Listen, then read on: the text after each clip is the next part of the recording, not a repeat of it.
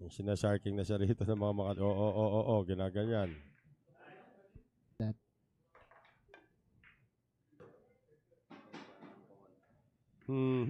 Napaganda pa.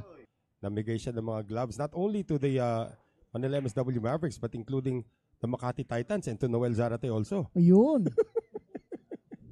Yan, matagal na natin kasama si RoboCop.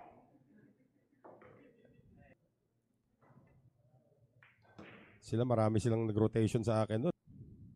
Try to bounce off the rail.